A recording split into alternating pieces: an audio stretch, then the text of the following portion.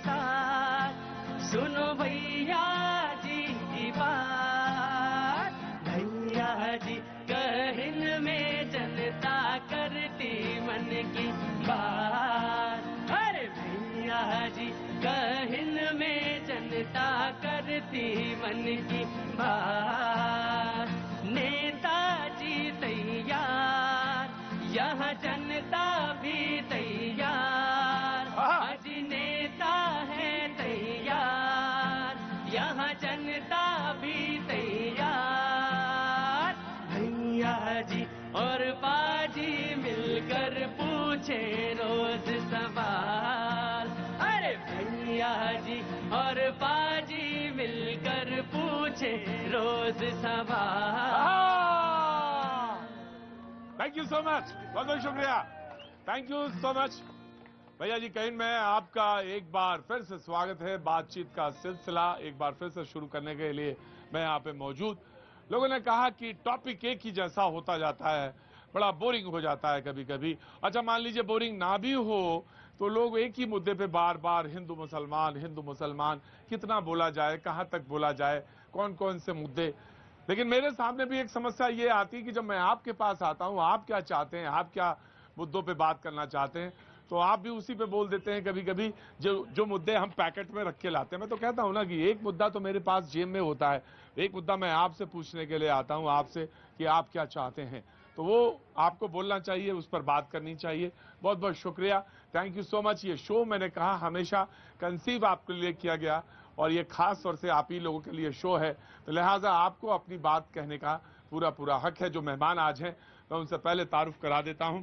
आज अभिषेक कुमार यादव जी हैं जो आरजेडी से हमारे साथ आज जुड़ रहे हैं पहली बार यहाँ से। बहुत बहुत शुक्रिया, thank you so much Abhishek ji. और आपको थोड़ी देर में मजा आएगा और अगर मजा ना आए तो फिर दोबारा बताइएगा। बहुत पक्का आएगा, मजा आएगा। मजा से मेरा मतलब है आपको मुद्दों पे तो बोलना ही पड़ेगा।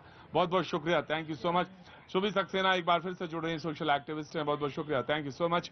राहुल लाल जी हमारे साथ एक बार जुड़ रहे हैं, बहुत बहुत शुक्रिया, थैंक यू सो मच, बहुत बढ़िया बोलते हैं, बहुत बहुत शुक्रिया। अवधेश कुमार जी ने अपनी जगह संभाल ली है और बिल्कुल एकदम सेंटर में। ईद मुबारक हो रही है भाई, बहुत बहुत मुबारक हो अवधेश जी, ईद मुबारक हो। आपको भी सभी को ईद मुबारक हो। ईद जरा शांति सहिष्णुता से मनाया जाए, बस ये तो ध्यान रखना है, सभी को रखना है और सभी प्रेम से मिले, बहुत अच्छी बात है, बहुत बहुत शुक्रिया, थैंक यू सो मच।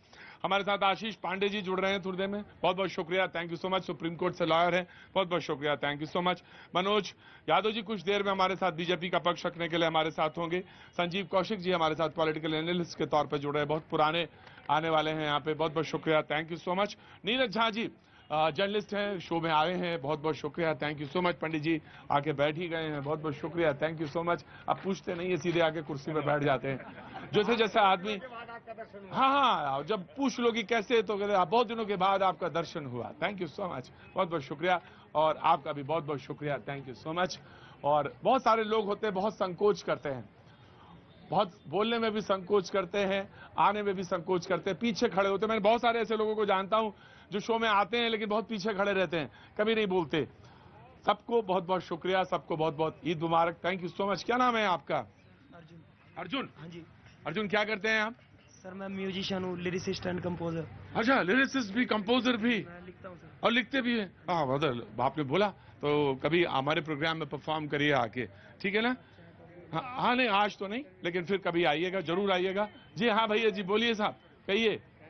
मैं तो बस अच्छा ही हूँ, बढ़िया। मनोज जी आइए, बहुत बहुत शुक्रिया। फैन हूँ आपका, मैं यूपी से आया हुआ हूँ। हाँ, अरे आए तो अपने काम से होंगे, लेकिन आ गए, मेरे पास भी आ गए, लेकिन कोई बात नहीं। देखिए, ये एक किस्मत का मिलाया होता है, ऊपर वाला अगर किसी को आप सच्चे दिल से मानो या आप किसी के फैन हो तो आपको एक मौका मिलता है मिलने का। अच्छा, मौका मिलता है?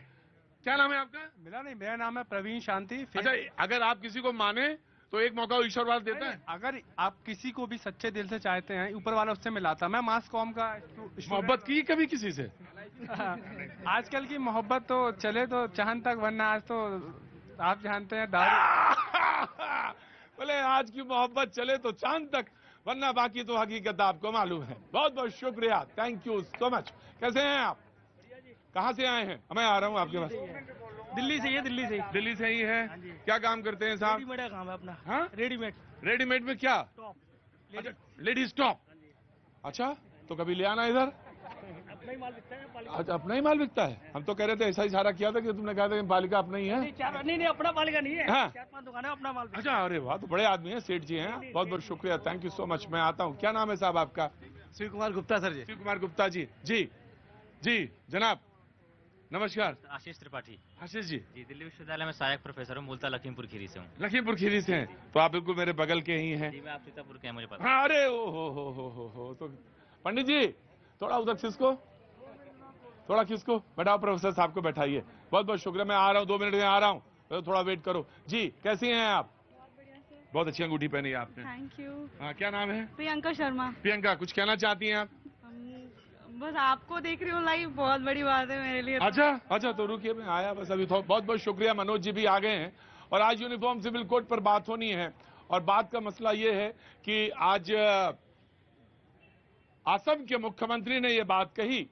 उन्होंने कहा कि ये यूनिफॉर्म सिविल कोड आएगा तो मुसलमान जो 3-3, 4-4 शादी कर रहे हैं या 4 शादी कर रहे हैं, वो शादियों पे पाबंदी हो जाएगी। मैं जानना चाहता हूँ, हाँ ऑफकोर्स मैं राहुल जी आपके पास आ रहा हूँ, आखिर सिर्फ इसीलिए यूनिफॉर्म सिविल कोड, या वास्तव में कहीं जो हमने इस बात के लिए राज्यों को कहा था, सपना देखा था कि समान नागरिक संहिता, जिसका एक ब्रॉडर कॉन्सेप्ट है, उस पर बात होगी? जी, असम के मुख्यमंत्री जो बयान दिए हैं उसी से स्पष्ट है कि जिस मुद्दे से आप बचना चाहते हैं ना, हिंदू मुस्लिम के मुद्दे से, हाँ। भारतीय जनता पार्टी समान नागरिक संहिता के द्वारा उसी मुद्दे को फिर से लाना चाहती है। वो ध्रुवीकरण की राजनीति से बाहर ही नहीं जा पाती है, और मैं इसका कारण बता रहा हूँ आपको। नाम क्या है? समान नागरिक संहिता। अरे नाम समान। एक चीज आप बताएं राहुल जी, ये फ्यूलिंग का काम हम ही लोग करते हैं। फ्यूलिंग का काम है, रोज फ्यूल डालते रहते हैं। फ्यूल नहीं डालता हूँ। देखिए, अगर हम लोग नहीं, अब मुख्यमंत्री का बयान तो उन्होंने अपने मन से दिया, हम लोगों ने फ्यूल नहीं डाला उनको। हाँ। असम के मुख्यमंत्री ने अपने मन से बयान डाला। मैं कह रहा हूँ, नाम है समान नागरिक संहिता। भाई, समान नागरिक संहिता मतलब पूरे देश के लिए एक समान नागरिक संहिता होगी। लेकिन यहाँ पे उत्तराखंड के मुख्यमंत्री कहेंगे हम अपना बना रहे हैं, हिमाचल प्रदेश के मुख्यमंत्री कहेंगे हम अपना बना रहे हैं, उत्तर प्रदेश के मुख्यमंत्री, अरे ये सेंट्रल लिस्ट की संघीय सूची का विषय वस्तु है। ये केंद्र सरकार को अगर बहुत शौक है तो बनाए वो, लेकिन उनको बनाना नहीं है। इस पूरे मामले को केवल एक पोलराइजेशन पॉलिटिक्स के लिए यूज करना है। लेकिन राहुल जी एक बात बताएं, बीजेपी के पुराने एजेंडे में शामिल है ये, और वो बहुत सीरियस है इस मामले में। पुराने एजेंडे में शामिल है, ये बताइए 2014 से सत्ता में आई है, केंद्र सरकार ने कितनी इसके लिए कमेटियां बनाई है, क्या काम किया आज तक मैं आया, मैं ऑफकोर्स आया, मैं तैयार है ना सवाल आप लोगों का, मैं आया आपके पास। जी, देखिए प्रतीक जी, ऐसा है कि ये समान नागरिक संहिता का मुद्दा अभी का मुद्दा नहीं है जी। 1948 में जब कॉन्स्टिट्यूशनल असेंबली में डिबेट चल रही थी तो बाबा साहब अम्बेडकर जी, यहाँ तक कि सरदार पटेल जी और नेहरू जी ने भी एक बार सहमति जताई थी कि इस पर होना चाहिए, लेकिन वो वोट बैंक की राजनीति के बलि चढ़ गया। मैं कह देना चाहता हूं, देखिए समान नागरिक संहिता ये देश संविधान से चलता है, सरिया से नहीं चलेगा। एक देश सरिया से तो ये देश चल भी नहीं रहा है। मैं यही कह रहा हूँ, जब अभी नहीं देखिए, जब बुलडोजर चलेगा यहाँ पत्थरबाजों के ऊपर तो इनको सर्वोच्च नहीं, मैं बता रहा हूँ, एकदम सही बोल रहा हूँ। इन्होंने कहा कि कहां से कहां चले गए आप? मैं जोड़ के दिखा रहा हूँ कि देखिए, जब इनको फिर सर्वोच्च न्यायालय याद आता है, कानून याद आता है, लेकिन जब हिजाब की बात आती है तो इनको कुरान याद आता है। ये शुरू हुआ था मसला हिजाब से, हलाल से, और ये पहुंचता कहां पहुंच गया मैंने तभी एक दिन शो में कहा था यूनिफॉर्म सिविल कोड बहुत जल्द बात होने वाली है, बहुत जल्द। मैंने तभी कहा था, of course you will speak. हाँ जी, हाँ, ये हो रहा पूरे देश में हो रहा है, स्पेशल किसी के लिए नहीं हो रहा, सबके लिए हो रहा है। तो इन्हें ऐतराज क्यों, इनके पेट में दर्द क्यों हो रहा है? किनके? ये जो खड़े कांग्रेस के साथ।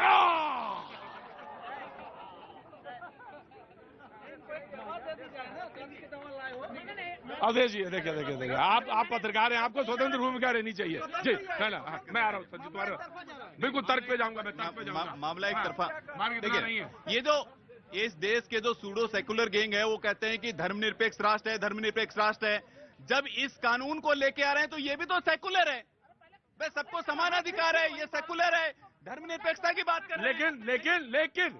लेकिन गोवा के समान नागरिक संहिता पे आप बात नहीं करेंगे, वहां के पॉइंट्स पे बात नहीं करेंगे, वहां भी तो शादी में कुछ अख्तियार दिए हैं हिंदुओं को। देखिए, ये मुद्दा केवल विवाह का ही मुद्दा नहीं है, ये संपत्ति का भी मुद्दा है। शादी का भी मुद्दा है, जायदाद का मुद्दा है, उनके वसीयत का मुद्दा है। एक मुद्दा नहीं है ये, बहुत सारा व्यापक मुद्दा है, लेकिन इसको इसी दृष्टि से क्यों देखा जा रहा है? और इसके पक्ष में कौन है? वो मुल्ला और मौलवी है जो हलाला के पक्ष में है। वो मुल्ला और मौलवी है जो चाहते नहीं है कि प्रतीक सच बोल रहा हूं मैं। और क्या करें, ट्रिपल तलाक जब नरेंद्र मोदी जी ने लेकर के आए, खत्म करने का प्रयास किया, तो हाहाकार किसने मचाया? इन्हीं सूडो सर्कल और गैंग ने मचाया। मैं वन बाय ऑफ कोर्स 86 का मसला है शाबानों का। मैं बिल्कुल one by one come to the देश गजवाए हिंद नहीं बनेगा। कौन बनाना चाहता है साहब? कौन बनाना चाहता है? नाम बताइए कौन बनाना चाहता है? ये देश सरिया से नहीं चलेगा। कौन चलाना चाहता है? कौन चलाने के लिए बोल रहा है? इसमें से हिंदुस्तान की कौन सी ऐसी जनता है? कोई नहीं चाहता। ये नैरेटिव सेट करके केवल और केवल अपनी राजनीति करना चाहते हैं। नहीं बोलने देंगे।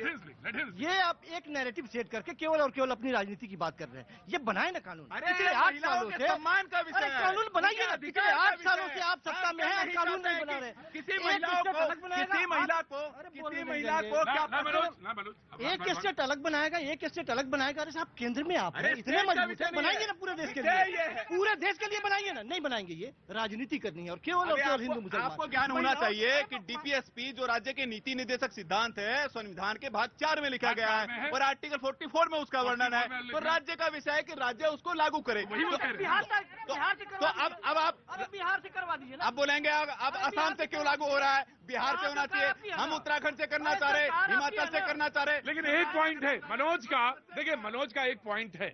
संविधान, जो अवधेश जी के पास रख रहा हूं सवाल, संविधान निर्माताओं ने ये उल्लेख तो जरूर किया और ये कहा कि आने वाली सरकारों पे उन्होंने उसको छोड़ दिया। तो अगर किसी ने भविष्य में देखा है ऐसा और संविधान निर्माताओं ने देखा, तो उसको डिस्कस तो करना पड़ेगा कि आखिर क्यों देखा और क्यों हुआ। जी मैं आ रहा हूं जी। प्रतीक जी, देखिए, मैं राजनीतिक बात नहीं करूंगा, लेकिन यहां पर खड़ी जनता को यह समझना चाहिए कि हो क्या रहा है। कॉमन सिविल कोड को लेकर केवल एक कंफ्यूजन फैलाया जा रहा है देश में, वो आज से नहीं कई दशकों से। जब हम कॉमन सिविल कोड की बात करते हैं तो आखिर हम बात किसकी करते हैं? ये बात हिंदुओं और मुस्लिमों की हो ही नहीं रही है। ये बात हो रही है महिलाओं की, ये बात हो रही है बच्चों की। तो अगर ये डिमांड आती है, कोई मुस्लिम महिला ये डिमांड करती है कि मुझको भी उतना ही राइट मिलना चाहिए जितना कि हिंदू महिला को मिलता है, तो इसमें हिंदू मुस्लिम महिला का कहां से इशू आ जाता है? ये मुस्लिम फैमिली के विद इन इशू है। दूसरी चीज देखिए, जहां तक कॉमन सिविल कोड का प्रश्न है, इसकी कॉन्स्टिट्यूशनैलिटी का प्रश्न है, जैसा अभी डिस्कस किया, गोवा एक ऐसा राज्य है जहां पर अपने उसके कुछ एक्सेप्शंस हो सकते हैं, लेकिन वहां पर common civil code already enforced है और सब लोग उसका पालन कर रहे हैं। कोई उसमें कंट्रोवर्सी नहीं हो रही है। तो अगर हम राजनीति को और हिंदू मुस्लिम को इस कॉमन सिविल कोड से दूर रखते हैं तो शायद इसके इंप्लीमेंटेशन में कोई दिक्कत नहीं है। मैं आपको एक छोटा सा एग्जांपल देता हूं कि देखिए, कोर्ट्स को क्या इश्यूज फेस करने पड़ते हैं जिसकी वजह से बार बार हम देखते हैं न्यायालय इस चीज को रेकमेंड करते हैं कि सरकारों को कॉमन सिविल कोड की तरफ आगे बढ़ना चाहिए। देखिए, अगर कोई मुस्लिम बच्ची है, उसकी मैरिजेबल एज की जब बात होती है, तो अगर आप शरिया को फॉलो करते हैं तो आप 15 इयर्स के बाद उसकी शादी कर सकते हैं। लेकिन साइमल्टेनियसली हमारे देश में एक कानून लागू है जो कि प्रोटेक्शन ऑफ चाइल्ड मैरिजेस की बात करता है। उसका कहना यह है कि अगर आपने 18 साल से पहले किसी की नाबालिग की शादी की तो आपको जेल हो सकती है। जब कोर्ट के सामने इस तरीके के मुद्दे जाते हैं तो एक तरफ ये रखा जाता है कि हमारा राइट ये है कि हम अपने पर्सनल लॉस के अकॉर्डिंगली 15 साल के बच्चे की शादी कर सकते हैं। अब वो कहते हैं नहीं, अब वो ये कहते हैं कि अब कहां शादी हो रही है 15 साल में। लेकिन मैं एक पॉइंट आपकी ही पॉइंट पे रखता हूं, वो कह रहे हैं अब कहां 15 साल में कोई शादी कर रहा है। लेकिन दूसरी बात, अगर एक की भी हो रही है तो ये संविधान की जिम्मेदारी है कि वो एक को भी बचाया जाए। मैं इसी चीज पर आ रहा हूं। देखिए, लेकिन तरीका ये है कि इसका इम्प्लीमेंटेशन कैसे होगा, इसकी मांग किन पक्षों की तरफ से? क्या हिंदू सब तैयार होंगे? देखिए, मैं यही कह रहा हूं। असल में दिक्कत ये हो रही है कि यहाँ पर जो मांग आ रही है, जो लोग इसके पीछे खड़े हुए हैं, वो ऐसा प्रतीत होता है कि केवल हिंदूवादी संगठन खड़े हुए हैं, जिसकी वजह से एक नैरेटिव सेट हो रहा है ये हिंदू वर्सेस मुस्लिम है। राइट, मैं आया। उन्होंने जो तथ्य बोले, देखिए, मैं उसमें खाली एक चीज जोड़ूंगा कि आखिर सरकार को करना है तो उसकी गंभीरता हमें क्या दिख रही है। उसकी गंभीरता को देखेंगे 2018 में। सुन रहे, देखिए, मैं भी आपके बीच में नहीं कर रहा था। देखिए, लॉ कमीशन ने 2018 में रिकमेंडेशन दिया कि इसकी जरूरत नहीं है। अभी जनवरी में किरण सुन तो लीजिए। रिकमेंडेशन नहीं है भैया, उसकी जरूरत अब आप कोई रिकमेंडेशन नहीं कोई ऐसा है आपको अगले दिन कागज एक नहीं कोई कागज ऐसा नहीं लाइन पूरा कर दूं। सुन तो लीजिए ना, ऐसे में डिबेट नहीं, गलत मैं नहीं बोल रहा हूँ, एकदम तथ्यात्मक सही बोल रहा हूँ। किरण रिजिजू जी ने जनवरी 2000 नहीं सुन तो लीजिए, किरण रिजिजू जी ने जनवरी 2022 में क्या स्टेटमेंट दिया? अभी उन्होंने देखिए सरकार के स्टैंडर्ड लगातार बदल रहे हैं। किरण रिजिजू ने स्पष्ट कर दिया कि मामला सब ड्यूटी से, वो कभी तो ये चीज कर रहे हैं, बिल्कुल तथ्य मालूम है हमें। और सर नहीं सुन लीजिए, और अलग अलग देखिए, मैं फिर से उसी मुद्दे पे कायम हूँ। आपको करना है तो आपकी गंभीरता क्या है? अलग पहले देखिए ऐसा है, प्रतीक जी इसको यहाँ से शुरू करिए कि क्या देश में कॉमन सिविल कोड आ रहा है। तो मैं एक पत्रकार, भूमिका तो बनी रही है, नहीं भूमिका नहीं बनी। मैं ये कह रहा हूँ कि मानसून सत्र तक शायद इस देश में, शायद क्या मैं कह रहा हूँ कि इस देश में कॉमन सिविल कोड आना निश्चित है, उसको अब कोई रोक नहीं सकता है। इसके उदाहरण मैं दे रहा हूँ क्यों। गृह मंत्री ने कहा कि अब कॉमन सिविल कोड की बारी है, 15 दिन पहले उनका स्टेटमेंट था। 70,000 सुझाव आ गए हैं। ये सरकार जो नरेंद्र मोदी की, अमित शाह की आई है, आप देखेंगे कि 2019 में आने के बाद जब नरेंद्र मोदी गृह मंत्री बने तो साफ दिखाई दे गया कि भैया इस 5 साल में जिन जिन मुद्दों पर काम किया है, जो जनता से वादा किया है, जो सोचे वो सब कर डालो, आगे का एजेंडा बाद में करेंगे।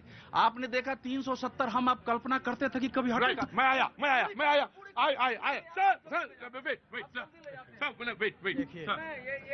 जब से ये सरकार, विरोध होना चाहिए, क्यों? अब सबकी राय होनी चाहिए ना। अवधेश जी, हाँ, देश संविधान से चलता है ना, देश संविधान से चलता है। संविधान नहीं तो कहा ये बात, संविधान नहीं है सबकी। जब से ये सरकार आई है सिर्फ हिंदू मुस्लिम सरिया ये वो दिस दैट, अब ये मोइन मुद्दे बेरोजगारी महंगाई कहाँ गई? अब ये यही बात कर करके देश चलाना चाहते हैं। पूछिए इसमें से एक एक लोगों ने कहा कि बहुत सारे सवाल ऐसे हैं, बहुत सारे, मैं आगे वन बाय वन बोले बहुत सारे मुद्दे ऐसे हैं, मैं खड़ा नहीं, आपको खड़ा रख रहा हूं मैं। उन्होंने कहा बहुत सारे ऐसे मुद्दे हैं जो बरसों से चले आ रहे हैं, अनुत्तरित हैं, क्यों हैं, उन पर एड्रेस करने की क्या जरूरत नहीं है? बरसों से मुद्दे चले आ रहे हैं, लेकिन जो मेन मुद्दा है तत्कालिक कोयला, बिजली, कई स्टेट में बिजली गायब है, इनको कोई कुछ नहीं। कोयला बिजली मंत्री सो रहा है एसी में सो रहा है। कोयला याद ही नहीं था, आ गया। हाँ जी, दंगे करा दिए, अमित शाह ने दंगे करा दिए, होम मिनिस्टर हो गए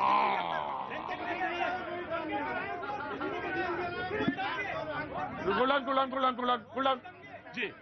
देखिए, दंगे का अगर मैं जवाब दूंगा तो दंगे की फहरिस्त इतनी लंबी है कि मुझे दिन लग जाएगा दंगे गिनाने में। कांग्रेस के शासनकाल में कितने दंगे हुए हैं दोस्तों, सुनिए। और भारतीय जनता पार्टी ने दंगा नहीं कराया है। तो ताहिर हुसैन कौन है? आम आदमी पार्टी का है। जो अंसार है वो आम आदमी पार्टी का कार्यकर्ता, आम आदमी पार्टी का नेता है, वो बताने की आवश्यकता नहीं है। निशा सिंह जो आम आदमी पार्टी के कार्यकर्ता है, जिसको 7 साल की सजा हुई है दिल्ली दंगों में, वो कौन है आम आदमी पार्टी के? वो मुझे बताने की आवश्यकता नहीं है। One by one. Neeraj cool down. अरे रुको, हाँ जी, आ रहा हूँ। अरे सवारी सूट, आ रहा हूँ जी। देखिए 3-4 शब्दों का प्रयोग अब तक किया गया। हाँ जी, कौन सी 3? अरे तो सुनो तो पहले, ध्यान तो रखो। हाँ जी, 3-4 शब्दों का प्रयोग अब तक किया गया। कॉन्स्टिट्यूएंट असेंबली का जिक्र हुआ कि संविधान सभा में क्या बात कही गई। सही बात है कि डायरेक्टिव प्रिंसिपल में, संविधान में ये लिखा गया कि स्टेट्स को कोशिश करनी चाहिए यूनिफॉर्म सिविल कोड लाने की, लेकिन उसी संविधान सभा में ये बात भी हुई थी कि कोई भी ऐसा लॉ इन्फोर्स ना किया जाए जो किसी एक समुदाय को रिवॉल्ट करने पे मजबूर करे। और दूसरी बड़ी बात क्या है, नियत की बात आती है। अरे भाई सुनो तो, सुनने की तो कोशिश करो, क्या कर रहा है आदमी। हाँ जी, अभी आपने जो बात कही कि बात नियत की होती है कि हिंदू मुस्लिम नैरेटिव तो है नहीं, और जो वकील साहब हैं उन्होंने भी बताया कि हिंदू मुस्लिम नैरेटिव नहीं है। लेकिन बीजेपी के प्रवक्ता से जब पूछा गया तो पहली ही लाइन क्या थी कि देश संविधान से चलेगा या शरिया से। तो बेसिकली मामला यही है कि नैरेटिव हिंदू और मुस्लिम का सेट किया जा रहा है। यूनिफॉर्म सिविल कोड एक आइडियल चीज है जो आनी चाहिए। आइडियल चीज, देखिए बहुत अच्छी बात कर रहे हैं नीरज, कह रहे हैं आइडियल चीज है, आनी चाहिए। अवधेश जी मुस्कुराइए नहीं, आइडियल चीज है, आनी चाहिए। लेकिन उसका स्वरूप कैसा होगा? क्या आप गंभीर हैं इसके प्रति? क्या आप लाएंगे? किस तरीके से आप इंप्लीमेंट करेंगे? जो देश की डाइवर्सिटी है उसको कैसे मैनेज करेंगे? क्या जो हिंदू समुदाय के लोग हैं पूरे देश में, जम्मू कश्मीर से लेकर कन्याकुमारी तक, एक ही तरह के रीति रिवाज से संचालित होते हैं? कहीं तो मेरी बहन से भी शादी है। बिल्कुल है। और मैं एक उदाहरण आपको देता हूँ। उत्तर प्रदेश के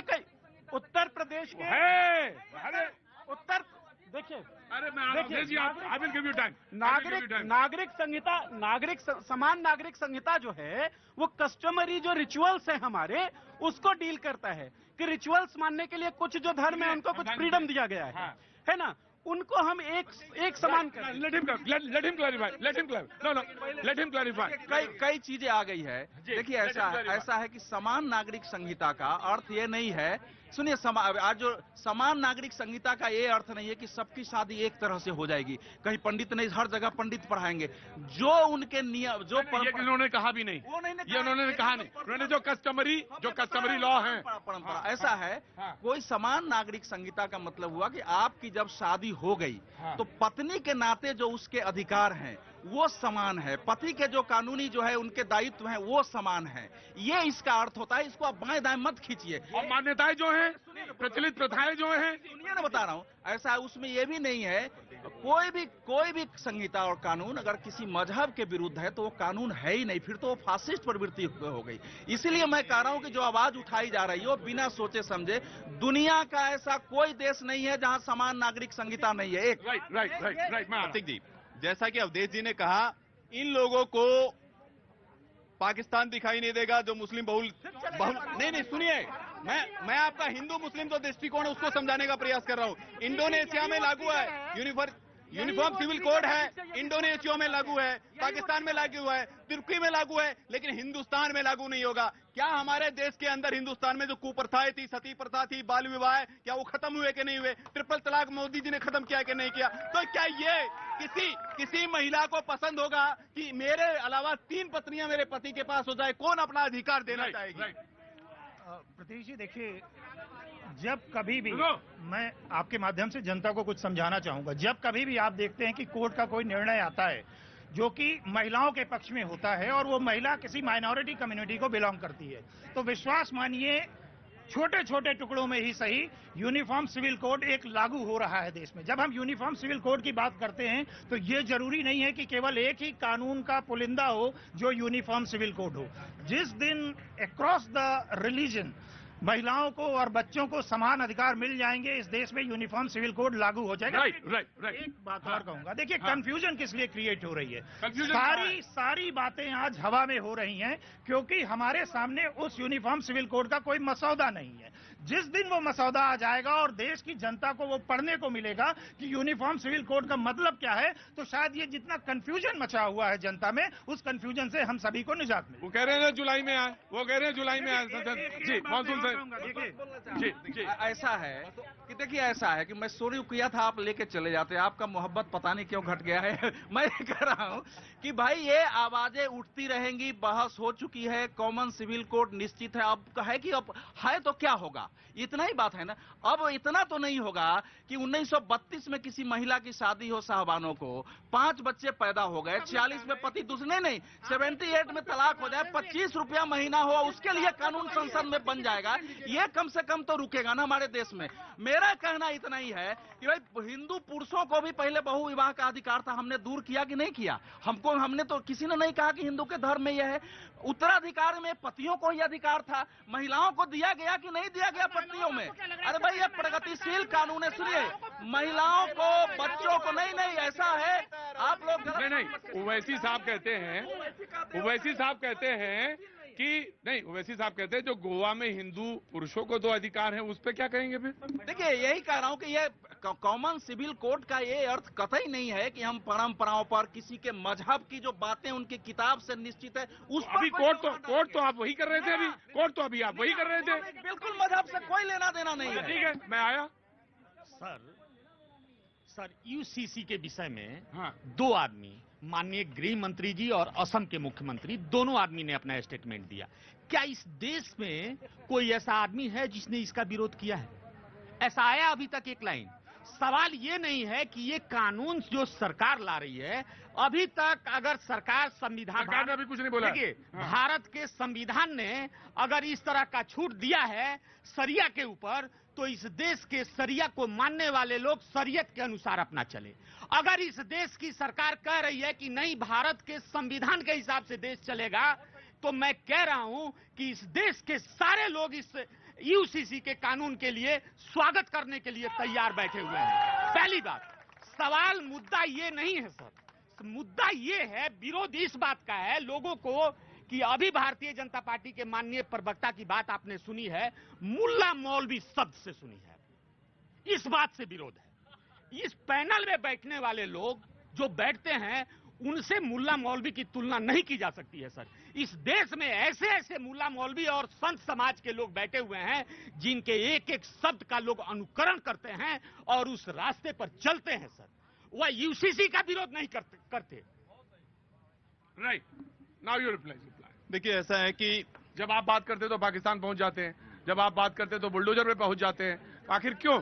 देखिए मैं ये कह रहा हूं, जब इनको अपने कानून के हिसाब से चलना है, कहना है कि सरिया के हिसाब से हम लोग चलेंगे, तो मुझे बताइए सरिया के हिसाब से फिर वो भी कानून लागू, वो भी चीजें लागू होनी चाहिए कि किसी को अगर रेप, किसी का हाथ काटता है तो उसका हाथ काट। सिविल कोड है ये, अरे ये सिविल का मामला है, ये सिविल का, वो क्रिमिनल तो पहले ही से ही लागू है। लागू है, लेकिन मुझे बताइए कि जब ये तो बड़ा अच्छा है कि भैया सिविल में हम नहीं मानेंगे, क्रिमिनल में रहने दो। अरे भैया ऐसे नहीं होता है, ताली दोनों हाथ से पूछिए। मैं ये कह रहा हूँ, आप बार बार पूछ रहे हैं, अगर समस्या मुस्लिम समाज के अंदर है तो civil, common civil code reform वहाँ करेगा तो आवाज तो उठेगी नहीं। देखिए प्रतीक जी, अगर इस समस्या के अगर मूल में यदि जाएंगे ना आप, तो ये लोग वो लोग हैं जो बोल रहे हैं कि बीजेपी के पास नीति नहीं है, नियत नहीं है। ये वो लोग हैं जो नतमस्तक हो जाते हैं वोट बैंक के सामने। साहबानों वाले मामले के अंदर ये वोट बैंक के सामने लंबे लेट गए राजीव गांधी जी, इन्होंने वापस ले लिया उस मामले। ये संविधान मानते हैं। इन्होंने ये संविधान को मानते हैं, बिल्कुल शपथ लेते हैं। अरे संविधान को जलाने वाले लोग हैं। देखिए ये आरजेडी के प्रवक्ता लग रहे हैं मुझे, आरजेडी के प्रवक्ता, इनसे कोई उम्मीद मत रखिए। प्राइवेट में रखिए भाई। देखिए जो लोग तुष्टीकरण की राजनीति करते हैं, जो लोग जहर फैलाने की राजनीति करते हैं, जिनको प्राइवेट लिमिटेड कंपनी चलाती है, उस पार्टी को एक परिवार शासन करता है, पूछे कितने समाज के लोगों का भला किया उन्होंने। ऐसा नहीं है, ये जो लोग संविधान को नहीं मानते वो राजनीति को नहीं मानते और राजनीति को नहीं समझते। परिवारवाद इनके राजनीति में भी है। अगर इनके विजय राजे सिंधिया, वसुंधरा राजे सिंधिया, ज्योति राजे सिंधिया, राजनाथ सिंह, उनका लड़का, इनको परिवारवाद नहीं दिखता है। ये संविधान के मानने वाले लोग नहीं है। हिंदू नारी नीति को प्रथा है। इनके अपनी बहन को 50% अपने जायदाद में हिस्सा देंगे। पहले ये पूछिए, अपने बहन को 50% हिस्सा देंगे? वो तो कोर्ट ने, वो तो संविधान ने कर दिया, वो तो संविधान ने कर दिया। जब हिंदू प्रथा की बात आती है तो ये क्यों भाग जाते हैं? आपने जो बात कही थी बहुत इंपॉर्टेंट पॉइंट है, बहुत इंपॉर्टेंट पॉइंट है। आपने कहा कि टुकड़े टुकड़ों में वो स्थापित हो रहा है। उन्होंने कहा कि अपनी बहन को 50% संपत्ति में हिस्सा देंगे, वो तो कर दिया पहले ही, वो तो पूरा उत्तराधिकार पे दे दिया। जी Shubhi, Rao committee Hindu civil code में पूरा अधिकार है। अगर मैं चाहूँ, शुभी हूँ, हिंदू हूँ, तो मैं बिल्कुल अपने भाई का हिस्सा ले सकती हूँ। कहना चाह रहा है कि आज के डेट में समाज में आज के डेट में लागू नहीं हो पा रहा है, तो आपको समाज को बदलना पड़ेगा। नंबर 1 चीज देखिए, अनुच्छेद 36 से लेकर 51 तक, अनुच्छेद 36 से 51 तक नीति निर्देशक तत्व है और उसमें आर्टिकल 44 आ रहा है। लेकिन संविधान निर्माताओं का जब संविधान सभा की बैठक हो रही थी तो उसमें क्या चर्चा हुई? सर, जब एज एन एडवोकेट मेरी जब क्लाइंट शहाना होती है या कोई क्लाइंट सीमा होती है, तो जब पोस्ट डिवोर्स मेंटेनेंस की बात आती है तो कहीं ना कहीं फर्क महसूस होता है। मेहर के बाद कई बार हम कहते हैं ठीक है आप डिवोर्स फाइल करिए, तो कहते हैं मेहर में बस ₹1.25 की तो मेहर है, तो क्या ₹1.25 से कैसे कोई शहाना या कोई सुहाना कैसे अपना जीवन चला सकती है? तो article 44 of principles of directive principles of natural justice के तहत ये कानून आना चाहिए, यूनिफॉर्म सिविल कोड। और जो मेरे भाई कह रहे थे, यूनिफॉर्म हिंदू कोड के तहत से राव कमेटी ने ये संशोधन किया। हाजी कहाँ है, इतनी देर से क्यों आए? मैं को काम करना है। अच्छा ठीक है, मैं आता हूँ अभी, रुको आज रोज मैं आता हूँ आपके पास। वक्त एक थोड़े से ब्रेक का, ब्रेक के बाद में भैया जी कहन में जनता करती मन की बात। अरे भैया जी कहन में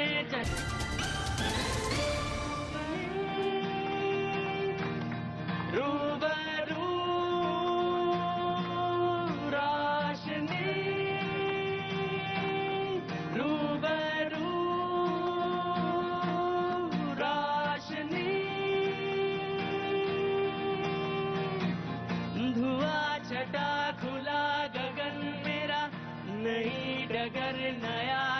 सफर मेरा, जो बन सके तू हम सफर मेरा, नजर मिला जरा, धुआं छटा खुला गगन मेरा, नई डगर नया सफर मेरा, जो बन सके तू हम सफर मेरा, नजर मिला जरा, रूबरू रोशनी, रूबरू रोशनी, धुआं छटा खुला गगन मेरा, नई डगर नया सफर मेरा, जो बन सके तू हम सफर मेरा, नजर मिला जरा, रूबरू।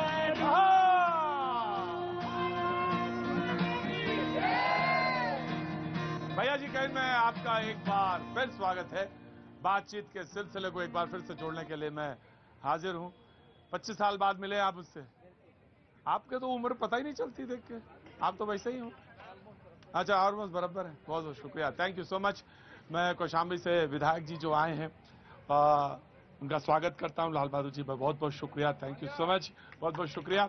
आप शो में आए और आज की बातचीत का सिलसिला था यूनिफॉर्म सिविल कोड को लेकर। बहुत सारों ने अपनी अपनी बात कही, लेकिन मुझे लगता है कि जो आम लोगों की बात है वो अभी नहीं हुई है, वो जरूर होना। कहाँ से निकल जाना हो रहा है आपका? हम लोग बनारस से आए, संसदीय क्षेत्र मोदी जी के। अच्छा, हाँ। तो ऐसी कोई बात बताइए, गूढ़ बात बताइए, किसी को मालूम नहीं थी यहाँ पे।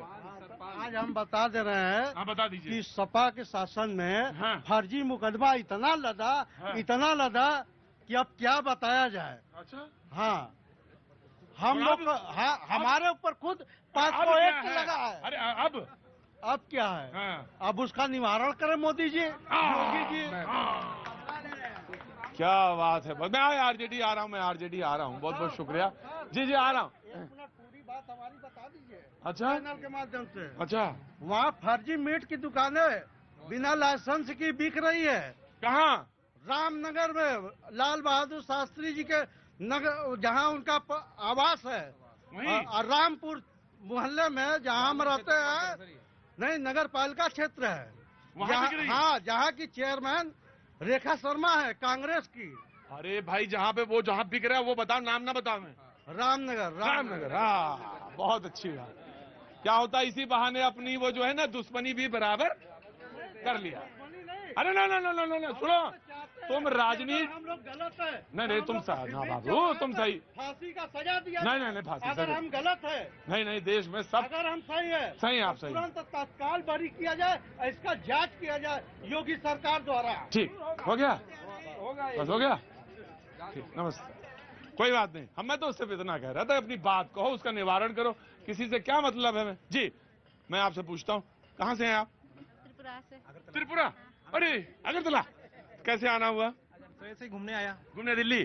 तो घूम लिया। क्या नाम है इनका? इमी वैष्णव। इमी वैष्णव जी। इमी इमी वैष्णव पूरा नाम? इमी मस्नो सिलिया से कनाडास मस्नो। मम्मी का पापा का गांव का रह गया बस। तो क्या नाम बोला इसने पूरा? इमी वैष्णव। देखो यार, कहाँ त्रिपुरा के लोग मिल रहे हैं। तुम तो यहीं बगल में रह रहे हो, अभी दिल्ली के बगल में। धक्का देंगे तुम, हमें पहुंच जाएंगे दिल्ली। हाँ बहन जी, तो खड़े रहो बहन जी। हाँ जी, तो क्या नाम बताया भाई? इमी वैष्णव। हाँ, तो कुछ कहना है आपको? त्रिपुरा से आए हैं, पहले तो बहुत बहुत स्वागत है आपका। कुछ कहना है? जी सर, हम तो बस। आप कहाँ से? हाँ ऑफ कोर्स, यू नेपाल से हैं? ओए, तो नेपाल से हैं, बहुत अच्छी बात है। इधर त्रिपुरा से हैं, उधर नेपाल से हैं, और कोई रह गया तो जी कुछ कहना चाहते हैं? बिल्कुल सर। हाँ बोलिए। हम तो बस टीवी में ही देखते हैं ये सब चीज, आज आया तो खुश लगा ये सब देख के। हाँ। और जो आप जिस विषय में बात कर रहे हैं, हाँ। वो भी बहुत अच्छा बेटर है, वो महिलाओं के लिए बहुत अच्छा बढ़िया है, और होना चाहिए। अंदर आइए, त्रिपुरा से हैं, अंदर आइए, उठाइए बैग, उठाइए, अंदर आके बैठिए, आ जाइए, बैठ जाइए। वो तो सिर्फ देखते हैं वहां से त्रिपुरा से, आप भी आ जाइए मैम, इधर ऐसे थोड़ा सा इसको मिला के बैठ जाइए। और दिल्ली वाले जगह बनाओ, सब घेर के बैठ जाओ, दिल्ली है ना, बना दिल्ली, जल्दी आ रहा हूँ जी मैम। कहाँ से आ रही हैं? दिल्ली से ही हूँ सर। दिल्ली से हैं, तो ऑफिस से कहीं से आ रही हैं? हाँ जी सर, बेसिकली आईटीओ पे मेरा एक मीटिंग था, उसके रिगार्डिंग में। तो मीटिंग हो गई? बहुत बढ़िया। दिल्ली का आदमी हमेशा बिजी रहता है, कोई ये मीटिंग कोई वो मीटिंग। और त्रिपुरा का आदमी देखो कितना बढ़िया आराम से आया है, घूमने आया है। ये त्रिपुरा में ही चलेंगे इस बार, एक शो करना त्रिपुरा में चलते हैं। मेरा बड़ा मन था कि कभी मैं श्रीनगर में लाल चौक में शो करूं, तो वहां कर लिया। अब त्रिपुरा में है तो त्रिपुरा में एक दिन शो करने आएंगे। हाँ जी, बहुत बहुत स्वागत है आप लोग। अगरतला में आए कभी, हम लोग भी खुश हो जाएंगे। नहीं आपको पूरा देश है।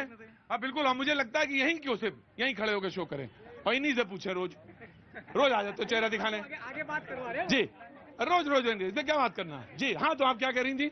मीटिंग थी, खत्म हो गई? जी सर, बिल्कुल। तो आज का कुछ मुद्दे पे बोलना है आपको या कुछ अपनी बात कहनी है? अभी बहुत लेट ज्वाइन किया, तो मुझे अभी ये भी नहीं पता मुद्दा क्या चल रहा है। मुद्दा क्या चल रहा है? यूनिफॉर्म सिविल कोड पर चल रहा है और मेरा तो ये मानना कि इसमें ना ही बोलिए अच्छा है अपना। हाँ, अपने काम से काम रखिए, बाकी लोग तो सब करिए। नहीं बोलना है इसमें? ऐसा कुछ नहीं है सर कि बोलना नहीं है, बट मैं अभी एक दो बार पहले थोड़ा सुन लूं, फिर उसके बाद मैं जवाब जरूर देकर जाऊंगी। ये तो होता है, बहुत बढ़िया होता है। महिला एक बार सुन ले एक बार, फिर उसके बाद तो ऐसा जवाब देती है कि मतलब समझ मनोज जी क्या बता पाएंगे। अब आप वेट करिए, मतलब नथिंग टू से, मतलब आपका बहुत स्वागत है।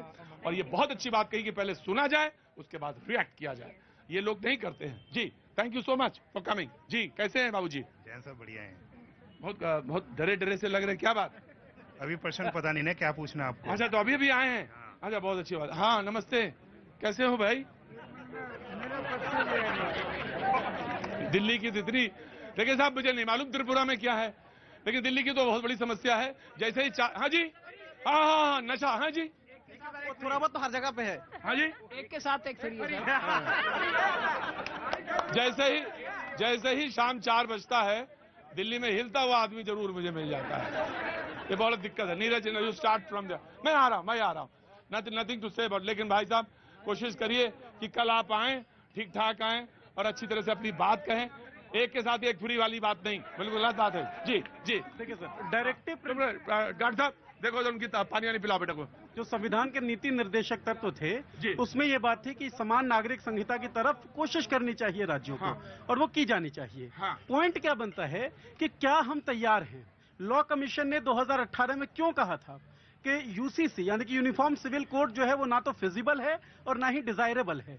क्यों कहा था? क्योंकि अभी अवधेश जी जब अपनी बात ब्रेक पे जाने से पहले कह रहे थे, तो इन्होंने कहा था कि मुस्लिम समाज के अंदर अगर कोई बुराई है, मैं कह रहा हूं ये चर्चा मुस्लिम समाज या हिंदू समाज का है ही नहीं, ये चर्चा है समाज के अंदर अगर कोई बुराई है।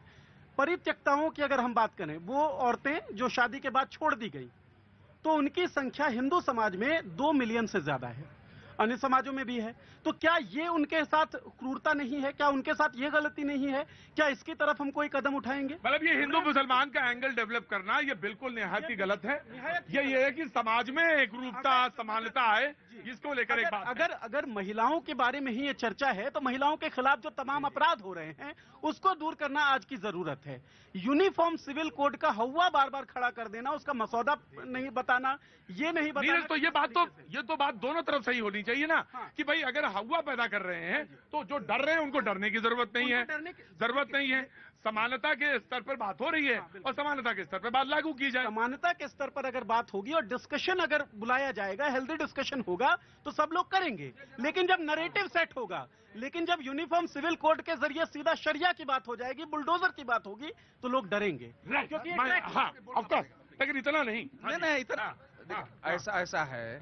हमारे पास भी थोड़ा बहुत तर्क होता है। हाँ, तो तर्क दीजिए ना। मैं ये कह रहा हूँ कि देखिए, मुसलमान का मतलब संपूर्ण मुसलमान नहीं, लेकिन इस देश में मुसलमानों के नाम पर दुकानदारी करने वाले मुस्लिम नेता रहे हैं, चाहे पर्सनल बोर्ड में हो, उन लोगों ने एक वातावरण ऐसा बनाया कि साहबानो मामले में हमने सड़क पर उतरा, पीछे किया है। उस समय से एक भय पैदा किया कि कॉमन सिविल कोड की ओर आगे मत बढ़ोगे तो मुसलमान सड़क पर उतर जाएगा। तो अब क्या हुआ? अयोध्या में मंदिर बनेगा तो खून हो जाएगा, 370 हटेगा तो तिरंगा उठाने वाला नहीं रहेगा, सड़क पर उतर जाएगा। एक सेकंड नहीं, आप बीच में नहीं बोलिए, मैं बीच में नहीं बोलता हूं, बीच में नहीं, राहुल लाल बीच में नहीं, 1 मिनट नहीं। तो ये सारे चीजें अब ऑल इंडिया पर्सनल बोर्ड ने अगर चिट्ठी लिखा है, 1 सेकेंड, अगर मुसलमानों, देखिए विरोध कॉमन सिविल कोड का केवल मुसलमान कर रहे हैं, नहीं, केवल मुस्लिम पर्सनल बोर्ड मुसलमान कर रहे हैं, तो ये मुसलमानों की बात होगी कि आप 3 तलाक चाहते हैं, आप हलाला चाहते हैं, आप महिलाओं का अधिकार नहीं चाहते। एक लाइन और बोल रहा हूं, अगर आप अतार्किक, सिद्धांतहीन और अनैतिक पाखंड के आधार पर विरोध करते हैं तो उसका जन समर्थन नहीं मिलता है और सरकार भी उसको। राइट, क्या कह रहे थे बाबू? मैं कह रहा था ये जो बात हुई है ना, ये इस बेस पे नहीं हुई है जो अभी इन लोगों ने बोला। जी, उस बेस पे नहीं हुई। जी कहूंगा, देखिए ये पूरे कोई बात नहीं, वो दिल्ली है। हाँ। अभी जो अवधेश जी ने तमाम तथ्य रखे यहाँ पे, वो कौन कह रहा था? भारतीय जनता पार्टी खुद ही कह रही थी। भाई सुप्रीम कोर्ट का फैसला आया, देश में किसने कहा कि हम नहीं मानेंगे? पूरे देश में कुछ भी चीज हुई? आप देखिए, शुरुआत के डिबेट में, जब शुरुआत में हो रहा था तब भी ये जबरन उसमें बुलडोजर ला रहे थे। आप देखिए ये डिबेट किसने शुरू किया जा रहा है? जिस समय अजान, लाउड स्पीकर, वो सब विवाद से भी हम लोग ठंडे भी नहीं हुए, जबरन उसी समय ये सारा चीज भारतीय जनता पार्टी ला रही है। स्पष्ट है कि ये मुस्लिम ध्रुवीकरण की एक तरह से ध्रुवीकरण पॉलिटिक्स है। अब डिबेट का विषय नहीं है, ऐसा है कि जिन लोगों को बोलना है बोलते रहे। कॉमन सिविल कोड तो महीने 1.5 महीने में चर्चा, अवधेश जी चर्चा तो होनी चाहिए ना, अवधेश जी चर्चा भी ना हो। चर्चा ऐसा है, 47 से चर्चा चर्चा होनी चाहिए, लेकिन इसका नैरेटिव सेट करने का प्रयास नहीं होता। हिंदू मुस्लिम, देखिए आज तो आपने बहुत अच्छी बात कही, चर्चा हो लेकिन नैरेटिव हिंदू मुसलमान का ना हो। देखिए 2 वर्ग ऐसे हैं वोट बैंक की राजनीति करने वाले, वो चाहते नहीं है कि महिलाओं के जो विरोधी हैं वो उसका विरोध करेंगे। मुझे बताइए दूसरा विषय जो मौलाना है, मुल्ला है, जिनको हलाला पसंद है, जिन वो चाहते नहीं है कि महिलाओं को संपत्ति में अधिकार मिले, वो नहीं चाहते हैं इस तरह का कानून आए। और दूसरी बात, प्रतीक जी, जब सर्वोच्च न्यायालय ने, इलाहाबाद हाई कोर्ट ने कहा, साहबानो मामले में कहा, सायरा बानो में 2017 में कहा कि भैया आर्टिकल 44 को लागू कीजिए, तो लागू करने के लिए हिंदू मुसलमान कहां से आएगा? महिलाओं के अधिकारों की बात करना क्या हिंदू मुसलमान है? और सुनिए, मैं डंके की चोट पे कहता हूं, देखिए हम डंके की चोट पर कहते हैं महिलाओं के पक्ष में समान नागरिक संहिता आएगी।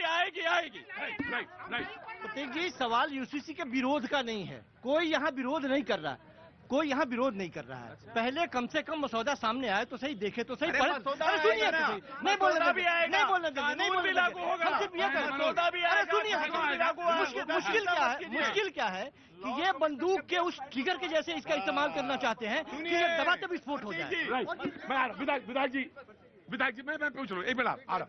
महिलाओं की आबादी, मैं विधायक जी पहले जानना चाहता हूँ पार्टी आपकी। मैं भाजपा से। बोलिए। हाँ, क्योंकि क्लियर होना चाहिए, ये क्लियर होना चाहिए कि विधायक हैं तो बोलना चाह रहे हैं और आपको शामिल से आए हैं, आज यहाँ आए, शो में शरीक हो गए तो अच्छी बात है। लेकिन आपने बोला महिलाओं के लिए, आपने मुझे ये दिया था, मुझे ये आपके लिए। हाँ,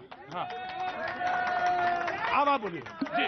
भाई साहब, आपको भाई साहब बहुत बहुत धन्यवाद। आप केंद्र में बैठ करके आम लोगों की बात आम जनता तक पहुंचाते हैं, इसके लिए बहुत। हिंदू मुसलमान ज्यादा हो जाता है विधायक जी, ये बहुत ज्यादा हो जाता है। नहीं, मेरे कहने का मतलब है कि महिलाओं की आबादी 50% है। अम्बेडकर जी महिलाओं के अधिकार को लेके उन्होंने जिस तरह से अपने मिशन को चलाया था, आज महिलाओं का जो हक मिल रहा है मोदी जी के समय में, सशक्तिकरण जो हुआ है योगी जी के समय में यूपी में, भाई साहब आज उनका हक अधिकार तो मिलना ही चाहिए, क्योंकि 50% आबादी है। हर तरह से उनको मजबूती देना, स्वावलंबी बनाना, ये देश और प्रदेश। आरजेडी सिर्फ कागज पे महिलाओं का सम्मान देना कहाँ तक जायज है बताइए? सिर्फ कागज तक, कागज पे संविधान बने, सम्मान मिला। ट्रिपल तलाक में क्या कागज पर सम्मान मिला? ये संविधान की हमेशा उल्लंघन करते हैं। जैसे कि ये अपने मनमर्जी से यूनिक सर्विस सिविल कोड लाने, देश में इतनी पार्टियां, इतने लोग हैं, इतनी धर्म, इतनी जातियां, सबका राय लेना चाहिए कि नहीं चाहिए? सबका धर्म लेना चाहिए कि नहीं? या ये नागपुर का संघ चलेगा, नागपुर का शासन चलेगा? बताइए यहाँ पे इस देश में ये पूरा नागपुर का शासन नहीं चलेगा। राइट, इतनी पार्टियां, पंडित जी आज वेट कर लो थोड़ा सा, इतनी पार्टियां हैं, सब पार्टियों से क्या राय मशवरा नहीं? अवधेश जी नहीं मशवरा भी होगा, सबसे राय मशवरा होगा, मसौदा भी आएगा, लेकिन साहबानों की तरह फैसला वापस नहीं होगा, महिलाओं के पक्ष में लागू होगा।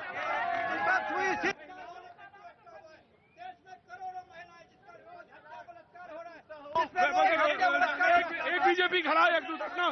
This is not acceptable.